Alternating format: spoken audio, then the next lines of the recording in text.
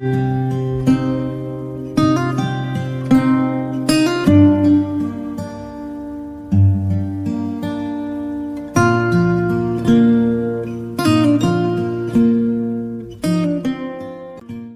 everyone. So we were studying the second chapter of your science textbook, that is microorganisms, friend and foe. And in the last chapter we covered the topics, that is medicinal use of microorganisms, in which we learnt about the antibiotics. Next we studied what is a vaccine and what is the mechanism behind working of a vaccine, कि ये vaccine कैसे work करती है और हमारी bodies में antibodies कैसे produce होती है, हमने वो पढ़ा था. एंड देन फिर we studied how micro organisms help in increasing the soil fertility, in which we learned about the nitrogen fixing bacteria. And then we covered how micro organisms help in cleaning of the environment. So उसमें हमने देखा था कि micro organisms कैसे चीज़ों को decompose करने में हेल्प करते हैं और एनवायरनमेंट को क्लीन करते हैं.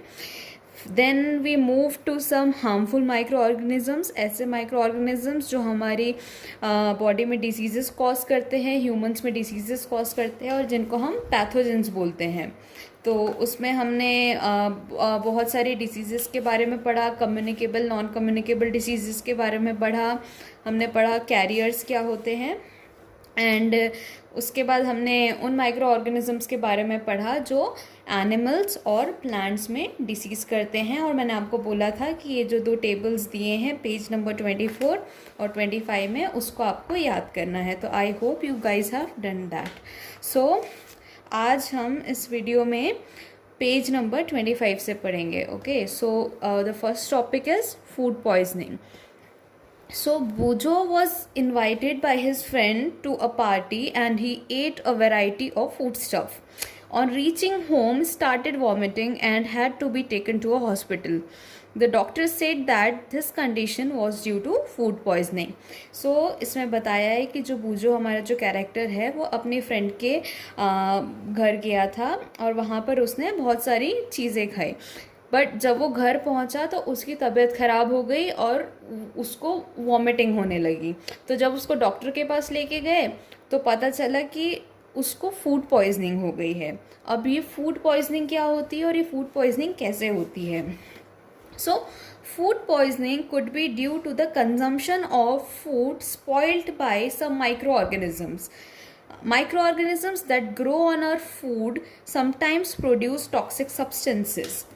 These make the food poisonous, causing serious illness and even death. So it is very important that we preserve food to prevent it from being spoiled. तो फूड पॉइजनिंग कैसे होती है? तो फूड पॉइजनिंग इसमें लिखा है कि food poisoning could be due to consumption of food spoiled by some microorganisms. तो अगर हम ऐसे फूड को कंज्यूम करते हैं, हम अगर ऐसे फूड को खाते हैं जो माइक्रो ऑर्गेनिजम्स की वजह से ख़राब हो गया है, तो उस फूड से हमको फूड पॉइजनिंग हो सकती है. अब माइक्रो ऑर्गेनिज्म से फूड ख़राब कैसे होता है? तो जब ये माइक्रो ऑर्गेनिजम्स हमारे फूड पे बैठते हैं और वहाँ पर ग्रो करते हैं तो वो कुछ टॉक्सिक सब्सटेंसेस रिलीज़ करते हैं हमारे फूड में. और जब ये सब्सटेंसेस फूड के साथ मिक्स होते हैं और अगर हम ऐसे फूड को कंज्यूम करते हैं तो हमको सीरियस इलनेस और एक्सट्रीम केसेस में डेथ भी हो सकती है. इसलिए बहुत इम्पॉर्टेंट है कि हमारा जो फूड है हम उसको ध्यान से रखें, सेफ़ हम फूड कंज्यूम करें और ऐसा फूड बिल्कुल कंज्यूम ना करें जो कि माइक्रो ऑर्गेनिजम्स के कारण स्पॉइल हो गया है. अब हम अपने फूड को सेफ़ कैसे रख सकते हैं? ठीक है, so next topic is food preservation, कि हम अपने फूड को प्रिजर्व करके कैसे रखें. So in chapter 1 we have learned about the methods used to preserve and store food grains. तो चैप्टर 1 अगर आप लोग याद करेंगे तो हमारे जो उसमें 6 जो हमने एग्रीकल्चरल प्रैक्टिसेस पढ़ी थी उसमें जो लास्ट प्रैक्टिस थी वो थी स्टोरेज की, जहाँ पे हम ग्रेन्स को अलग अलग टैंक्स में या घर में जो हम स्टोर करके रखते हैं, तो वो हमारी लास्ट स्टेप थी. So how do we preserve cooked food at home? But ध्यान रखने वाली बात वो है कि वो जो फूड जो हम ग्रेन स्टोर कर रहे थे वो कुक्ड नहीं था। वो मतलब डायरेक्ट जो खेत से आया हुआ, जो हमने फील्ड से जो ग्रेन्स कलेक्ट किए, हम उसको अलग अलग प्रोसीजर से स्टोर करते हैं। बट घर में जो फूड होता है वो कुक्ड फूड होता है, वो हम उसको प्रिपेयर करते हैं, हम उसको पका के बनाते हैं। तो अब ऐसे फूड को प्रिजर्व कैसे करें? So you know that bread left unused under moist condition is attacked by fungus. Microorganisms spoil our food. Spoiled food emits bad smell and has a bad taste and changed color. Okay, तो हमने एक exercise भी देखी थी जिसमें हमने देखा था कि अगर हम ब्रेड को किसी मॉइस्ट प्लेस में रखेंगे तो उसमें फंगस ग्रो हो जाती है। ठीक है, तो माइक्रो ऑर्गेनिजम्स हमारे फूड को स्पॉइल करते हैं। और उस फूड को पहचाने कैसे, कि हम कैसे पहचानें कि फूड स्पॉइल हो गया है? तो जो स्पॉइल्ड फूड होता है उसमें से स्मेल, उसकी जो स्मेल होती है वो चेंज हो जाती है। जो उसका ओडोर आता है वो अच्छा नहीं होता, गंदी स्मेल आने लगती है उसमें से, उसका टेस्ट ख़राब हो जाता है। अगर फूड स्पॉइल हो गया है तो उसका टेस्ट ख़राब हो जाएगा और इवन उसका समटाइम्स कलर भी चेंज हो जाता है। तो अगर ये सब चीज़ें अगर आपको दिखे कि उसकी स्मेल ख़राब हो गई है, उसका टेस्ट ख़राब हो गया और उसका कलर चेंज हो रहा है, तो देन यू कैन से कि जो फूड है वो स्पॉइल हो गया है और आपको उस फूड को कंज्यूम नहीं करना है। नाउ पहेली bought some mangoes but she could not eat them for a few days. Later she found that they were spoiled and rotten. But she knows that mango pickle her grandmother makes does not spoil for a long time. She is confused. So here is an interesting example कि इसमें लिखा है कि पहेली ने अपने घर में कुछ मैंगोज़ लेके आए, वो कुछ आम लेके आई, बट वो कुछ दिनों के लिए उसको खा नहीं पाई। मतलब वो लेके आई बट खा नहीं पाई। बट जब उसने उसको खोला तो देखा कि मैंगोज़ तो ख़राब हो गए हैं, पूरे मैंगो सड़ गए हैं और अब वो उसको कंज्यूम नहीं कर सकती। तो अब उसके दिमाग में एक क्वेश्चन आया कि ये मैंगोज़ ख़राब हो गए हैं, पर उसके घर में जो उसकी दादी है वो आम का अचार बनाती है। She makes mango pickle, but वो अचार तो साल भर भी रखा रहे तो ख़राब नहीं होता, बट ये जो वो मैंगोज़ लेके आई है वो ख़राब हो गए हैं। तो ऐसा क्यों हुआ? तो she is confuse and it is a very interesting question. So let us study the common methods of preserving food in our homes. We have to save it from the attack of microorganisms. तो अब हम देखते हैं कि हमारे घरों में day to day life में कौन sea food preservation techniques use होती है. ये टेक्निक्स ऐसी हैं कि बहुत सारी टेक्निक्स आपने अपने घर में डे टू डे लाइफ में देखी होगी बट कभी ध्यान नहीं दी. तो इसको पढ़ने के बाद सब अपने घर में जाके ऑब्जर्व करेंगे कि उनके घर में ये सब चीज़ें यूज़ होती है कि नहीं होती है. Now first one is the chemical method. Salt and edible oils are the common chemicals generally used to check the growth of microorganisms. Therefore, they are called preservatives. तो salt जो नमक है और जो edible oil है जो हमारे घर में तेल यूज़ होता है, ये जो दो केमिकल्स हैं ये माइक्रो ऑर्गेनिजम्स के ग्रोथ को रेस्ट्रिक्ट कर सकते हैं, उसकी ग्रोथ को रोक सकते हैं. और क्योंकि ये माइक्रो ऑर्गेनिजम्स की ग्रोथ को रोक सकते हैं तो इनको हम बोलते हैं प्रिजर्वेटिव्स. ठीक है, क्योंकि वो फूड को प्रिजर्व करके रख सकते हैं इसलिए उनको हम बोलते हैं प्रिजर्वेटिव्स. वी एड सॉल्ट और acid preservatives to pickle to prevent the attack of microbes.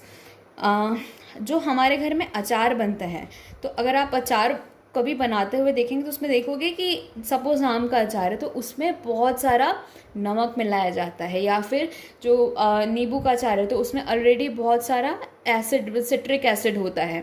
तो ये जो सॉल्ट और जो एसिड प्रिजर्वेटिव्स हैं इनकी वजह से जो अचार होता है, जो पिकल होता है, वो लॉन्गर ड्यूरेशन तक के सेफ रहता है और स्पॉइल नहीं होता है. Now sodium benzoate and sodium metabisulfite are common preservatives. तो ये जो दो केमिकल्स हैं sodium benzoate and sodium metabisulphide, ये भी दो कॉमन प्रिजर्वेटिव्स हैं. These are also used in jams and squashes to check their spoilage. तो ये जो दो केमिकल्स हैं वो जैम और स्क्वाशेस को भी स्पॉइल होने से प्रिवेंट करने के लिए यूज़ होता है. Now preservation by common salt. अब ये तो हमने केमिकल्स देख लिए, अब preservation by common salt. Common salt has been used to preserve meat and fish for ages. Meat and fish are covered with dry salt to check the growth of bacteria. Salting is also used to preserve amla, raw mangoes and tamarind etc. तो इसमें लिखा है कि जो salt है उसका use अभी से नहीं बट बहुत पुराने समय से चला आ रहा है फूड को प्रिजर्व करने के लिए। तो इसको जो मीट है या फिश है तो हम इसको क्या करते हैं कि हम इसको सॉल्ट से कवर कर देते हैं। जो भी मीट के पीसेस हैं या फिश का भी जो भी पीसेस हैं हम उसको अगर सॉल्ट से कवर कर दे पूरा तो उसमें जो बैक्टीरियल ग्रोथ है वो नहीं हो पाती है, और अगर बैक्टीरियल ग्रोथ नहीं हो पाती तो वो चीज़ जो है स्पॉइल भी नहीं होगी। Now salting is also used to preserve आंवला, raw mangoes and tamarind। तो जो आंवला है या जो कच्चा आम है या जो tamarind मतलब जो इमली है उसको भी हम सॉल्ट के यूज़ से प्रिजर्व कर सकते हैं। Now preservation by sugar. Jams, jellies and squashes are preserved by sugar. Sugar reduces the moisture content which inhibits the growth of bacteria which spoil food. Now sugar का use generally जो मीठी चीज़ें रहती है जैसे कि जैम्स, जेलीज और स्क्वॉशेस इसमें होता है। तो शुगर क्या करता है कि उसमें जो भी मॉइस्चर या फिर जो वाटर कंटेंट प्रेजेंट है उसको कम कर देता है, ठीक है। और अगर मॉइस्चर कम हो गया तो उसमें फिर बैक्टीरियल ग्रोथ नहीं हो पाती है, और अगर बैक्टीरियल ग्रोथ नहीं हो रही है तो then that food will be prevented from being spoiled. Next is preservation by oil and vinegar. Use of oil and vinegar prevents spoilage of pickles because bacteria cannot live in such an environment. Vegetables, fruits, fish and meat are often preserved by this method. तो oil और vinegar ये generally ये भी pickles में use होते हैं। अचार में देखा होगा कि बहुत सारा ऑयल डाला रहता है। तो अगर हम किसी भी चीज़ में ऑयल या विनेगर एक्सेस अमाउंट में डालते हैं तो वहाँ पर बैक्टीरियल ग्रोथ नहीं हो पाती क्योंकि बैक्टीरिया इतने कंसनट्रेटेड इन्वायरमेंट में ज़िंदा नहीं रह सकता। तो जो वेजिटेबल्स है, फ्रूट्स है, फिश है या फिर मीट है तो इसको ऑयल और विनेगर अप्लाई करके प्रिजर्व किया जाता है। Next is heat and cold treatment.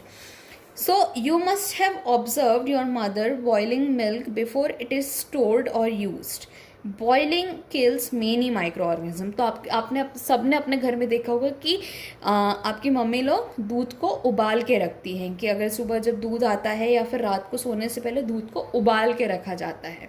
ऐसा क्यों? क्योंकि अगर हम दूध को बॉईल करते हैं, उसको उबाल लेते हैं तो उसमें जो भी माइक्रो ऑर्गेनिजम्स प्रेजेंट होते हैं वो मर जाते हैं। सो boiling kills many micro organisms. Similarly, we keep our food in the refrigerator. Low temperature inhibits the growth of microorganisms. तो इन द सेम वे जब रात को आप सोने जाते हो तो उससे पहले आपकी मम्मी जो भी खाना बचा रहता है उसको फ्रिज में डाल देती हैं। तो फ्रिज में डालने से क्या होता है, क्योंकि फ्रिज के अंदर टेम्परेचर बहुत कम होता है और इतने कम टेम्परेचर में माइक्रो ऑर्गेनिजम्स ग्रो नहीं कर सकते जनरली। तो इससे क्या होता है कि उनकी ग्रोथ रुक जाती है और खाना जो है स्पॉइल होने से बच जाता है। Next is pasteurized milk can be consumed without boiling as it is free from harmful microbes. The milk is heated to about 70 degrees Celsius for 15 to 30 seconds and then suddenly chilled and stored. By doing so, it prevents the growth of microbes.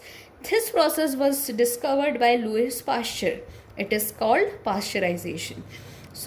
इसमें लिखा है कि जो pasteurised milk होता है उसको भी हम डायरेक्टली कंज्यूम कर सकते हैं बिना बॉईल किए, क्योंकि उसमें कोई भी माइक्रो ऑर्गेनिजम्स नहीं होते हैं। तो अब ये पास्चराइज्ड मिल्क क्या होता है, तो मिल्क जो पॉस्चराइज्ड मिल्क रहता है उसको क्या करते हैं कि 70 डिग्री अप्रॉक्सीमेटली 70 डिग्री सेल्सियस तक के हम उसको हीट करते हैं फॉर 15 to 30 सेकेंड्स, और इसको 15 to 30 सेकेंड्स हीट करने के बाद तुरंत चिल करते हैं कि तुरंत उसको ठंडा कर देते हैं। तो ये जो साइमल्टेनियस प्रोसेस है boiling and then suddenly cooling की, इस प्रोसेस को पास्चराइजेशन बोलते हैं, ठीक है।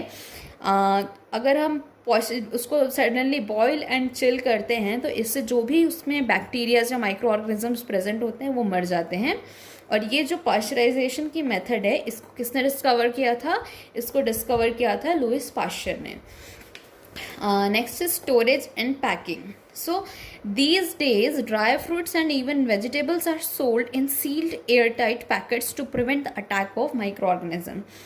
तो जो स्टोरेज और पैकिंग की भी जो प्रोसेस है उससे भी हम जो फूड है उसको स्पॉइल होने से रोक सकते हैं। तो आपने देखा होगा कि कई एयर टाइट कंटेनर्स आते हैं या एयर टाइट पैकेट्स आते हैं, तो अगर हम ऐसे सील्ड एयर टाइट पैकेट्स में फूड को रखते हैं तो उसमें क्या होता है कि जो माइक्रोब अटैक का जो चांसेस है वो काफ़ी कम हो जाते हैं और फूड ज़्यादा देर उसकी शेल्फ लाइफ बढ़ जाती है।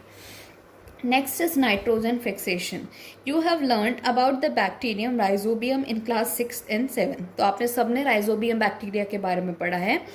It is involved in the fixation of nitrogen in leguminous plants pulses. ये जो बैक्टीरिया है जनरली जो लेग्यूमिनस प्लांट्स लाइक जो हमारी दाल होती है, पल्सेस होती है, उसकी जो रूट्स रहती है, उसके प्लांट की जो रूट्स रहती हैं उसमें ये राइजोबियम बैक्टीरिया रहता है और वो नाइट्रोजन फिक्सेशन का प्रोसेस करता है। Recall that rhizobium lives in the root nodules of leguminous plants such as beans and peas with which it has a symbiotic relationship. तो आपको सबको पता है कि symbiotic relationship क्या होता है, और ये जो rhizobium बैक्टीरिया है जैसे मैंने आपको बताया कि जो ये leguminous plant के जो root nodules होते हैं उसमें रहता है और नाइट्रोजन फिक्स करता है। Sometimes nitrogen get fixed by the action of lightning, but you know that the amount of nitrogen in the atmosphere remains constant. You may wonder how. Let us understand this in the next section. So, apart from rhizobium के through जो nitrogen fixation होता है, उसके अलावा भी जो lightning मतलब जो बिजली कड़कती है उसके थ्रू भी कई बार नाइट्रोजन फिक्सेशन का प्रोसेस होता है। एंड हमको सबको पता है कि जो हमारे एटमॉस्फेयर में जो नाइट्रोजन का परसेंट है वो कांस्टेंट है। तो ऐसा क्यों है कि ये परसेंटेज जो है वो बढ़ता क्यों नहीं है और वो कम क्यों नहीं होता है? तो अब हम इसको देखेंगे कि ये नाइट्रोजन का जो परसेंटेज है वो फिक्स्ड क्यों है। So, nitrogen cycle. Our atmosphere has 78% nitrogen gas. Nitrogen is one of the essential constituents of all the living organisms as part of proteins, chlorophyll, nucleic acid and vitamins. तो हमारे atmosphere में 78% nitrogen gas है, जो कि मतलब maximum amount जो सबसे highest percentage of जो गैस प्रेजेंट है हमारे एटमॉस्फेयर में वो है नाइट्रोजन। 78% हमारा जो एटमॉस्फेयर है उसमें नाइट्रोजन है। और ये जो नाइट्रोजन है जितने भी लिविंग ऑर्गेनिजम्स हैं उनके लिए बहुत इंपॉर्टेंट है, क्योंकि it is a part of proteins, chlorophyll, nucleic acid and vitamins. The atmospheric nitrogen cannot be taken directly by plants and animals. Certain bacteria and blue-green algae present in the soil fix nitrogen from the atmosphere and convert it into compounds of nitrogen. तो हम सबको पता है कि जो atmosphere में जो nitrogen present है वो जो हमारे प्लांट्स है वो डायरेक्टली यूज़ नहीं कर सकते हैं, उसको ट्रांसफॉर्मेशन और फिक्सेशन की ज़रूरत होती है अगर उसको और इन प्लांट्स को उस नाइट्रोजन को यूज़ करना है। अब ये ट्रांसफॉर्मेशन और फिक्सेशन कैसे होता है? It is by certain bacteria and blue green algae that are present in the soil. Once nitrogen is converted into these usable compounds, it can be utilized by plants from the soil through their root system. और जब एक बार ये जो nitrogen है वो usable compounds में convert हो जाते हैं by the action of these bacterias और ब्लू ग्रीन एल्गी, एक बार ये उस कंपाउंड में कन्वर्ट हो गए, देन फिर that compound can be used by plants from the soil. तो जब ये कंपाउंड नाइट्रोजन का जो कंपाउंड है ट्रांसफॉर्म होने के बाद जब वो सॉइल में उसको रिलीज करते हैं तो उस कंपाउंड को फिर जो प्लांट्स है वो यूज़ करते हैं। तो ये एक इनडायरेक्टली उसको कंज्यूम करते हैं। Nitrogen is then used for the synthesis of plant proteins and other compounds. Animals feeding on plants get these proteins and other nitrogen compound. So जब plants इन नाइट्रोजन को लेते हैं तो अब वो जो नाइट्रोजन है जो प्लांट बॉडी है उसमें वो प्लांट प्रोटीन्स फॉर्म करते हैं और अलग अलग कंपाउंड्स फॉर्म करते हैं। अब प्लांट्स को कौन खाता है? प्लांट्स को एनिमल्स खाते हैं। जो हमारे हर्बीवोरस एनिमल्स होते हैं या फिर जो ओमनिवोर्स होते हैं वो इन प्लांट्स को कंज्यूम करते हैं। तो उन प्लांट्स में से फिर ये जो प्लांट प्रोटीन होता है वो एनिमल में चला जाता है और ये एनिमल बॉडी का पार्ट हो जाता है। When plants and animals die, bacteria and fungi present in the soil convert the nitrogenous waste into nitrogenous compounds to be used by the plants again. अब जब ये plants और animals जब मर जाते हैं तो इनकी जो बॉडी में जो भी नाइट्रोजन प्रेजेंट है वो डिकम्पोज होता है by the action of bacteria, क्योंकि हमने पढ़ा है कि जो ये माइक्रो ऑर्गेनिजम्स होते हैं वो डिकम्पोजिशन की जो प्रोसेस है उसमें हेल्प करते हैं. तो ये जो डिकम्पोजिशन की प्रोसेस के समय ये जो नाइट्रोजन जो प्रेजेंट था उस प्लांट और एनिमल बॉडी में उसको भी वो डिकम्पोज करते हैं और फिर से उसको सॉइल में रिलीज कर देते हैं ताकि जो दूसरे प्लांट्स है उसको फिर से यूज़ कर सके. Certain other bacteria convert some part of them to nitrogen gas which again goes back into the atmosphere. तो अब कुछ जो बैक्टीरिया है वो उसको वापस सॉइल में मिला देते हैं और जो कुछ दूसरे बैक्टीरियाज हैं उसको गैस के फॉर्म में वापस से एटमॉस्फेयर में रिलीज कर देते हैं. And as a result the percentage of nitrogen in the atmosphere remains more or less constant. तो इसकी वजह से जो ये नाइट्रोजन का परसेंटेज है वो मोर और लेस जो है कांस्टेंट बना रहता है.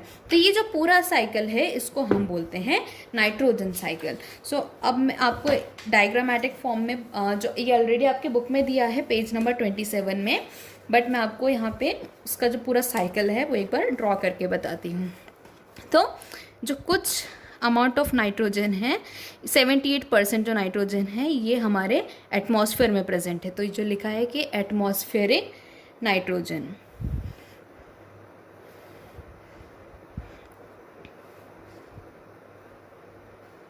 ठीक है. अब क्या होगा कि ये जो नाइट्रोजन है अब यहाँ से दो तरीके से ये कंज्यूम हो सकता है. या तो ये जो नाइट्रोजन फिक्सिंग बैक्टीरिया है जो सॉइल में प्रेजेंट है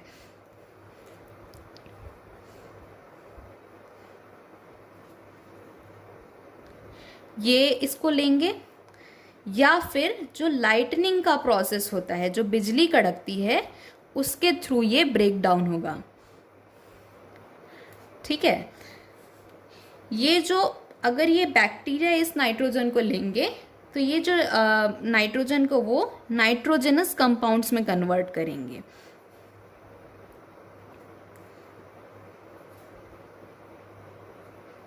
ठीक है. और ये कंपाउंड को फिर वो डायरेक्ट सॉइल में मिला देंगे. ठीक है. ये जो कंपाउंड होगा ये सॉइल में चला जाएगा. लाइटनिंग से क्या होगा, ये लाइटनिंग से डायरेक्ट जो नाइट्रोजन कंपाउंड फॉर्म होगा ये सॉइल में मिक्स होगा. ठीक है. तो अब ये जो एटमॉस्फेरिक नाइट्रोजन है ये सॉइल में पहुंच गया. ठीक है. अब सॉइल से में क्या होगा, सॉइल में जो होगा, सॉइल में जो प्लांट्स ग्रो करते हैं ये इस नाइट्रोजन को लेंगे. ठीक है. प्लांट्स, और ये नाइट्रोजन प्लांट में जाकर के जो प्लांट प्रोटीन है उसका पार्ट बन जाएगा. अब इस प्लांट्स को कौन खाता है, इसको एनिमल्स खाते हैं. इन प्लांट्स को एनिमल्स कंज्यूम करते हैं. जो हर्बीवोरस एनिमल्स है एनिमल्स इनको कंज्यूम करते हैं. और या तो ये उसको एक्सक्रीट कर देते हैं, या फिर अगर एनिमल्स मर जाते हैं तो ये भी वेस्ट फॉर्म करता है. तो ये वेस्ट या तो एनिमल वेस्ट होगा, या जब एनिमल्स मर जाते हैं तो उससे जो वेस्ट जनरेट होगा ये वो वेस्ट है. ठीक है. अब जब ये वेस्ट जनरेट होगा तो ये वेस्ट जो है ये वापस सॉइल में चला जाएगा. ठीक है.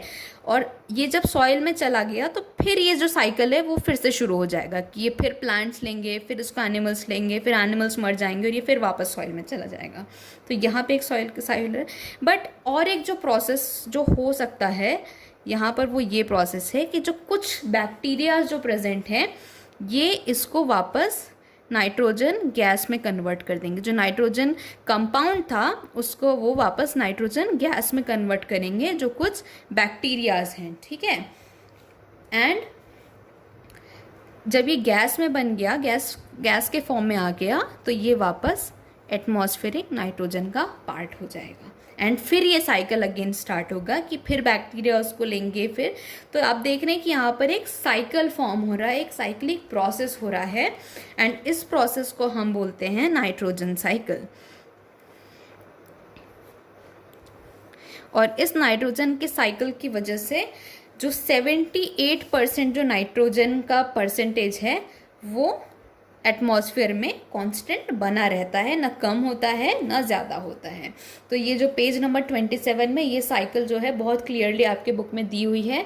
तो आप सब इसको याद करेंगे, समझेंगे और अपनी अपनी कॉपी में इसको बनाएंगे, ड्रॉ करेंगे। ओके, सो इसके साथ ही जो हमारा जो सेकेंड चैप्टर है वो कंप्लीट हो गया। जो माइक्रो ऑर्गेनिजम्स फ्रेंड एंड फो जो चैप्टर का थ्योरी पार्ट है वो कंप्लीट हो गया। आप लोग सब रिवाइज करेंगे इस चैप्टर को और नेक्स्ट वीडियो में हम इसके क्वेश्चन आंसर्स को कवर करेंगे। So by that time revise this chapter और if there is any doubt please let me know. Thank you.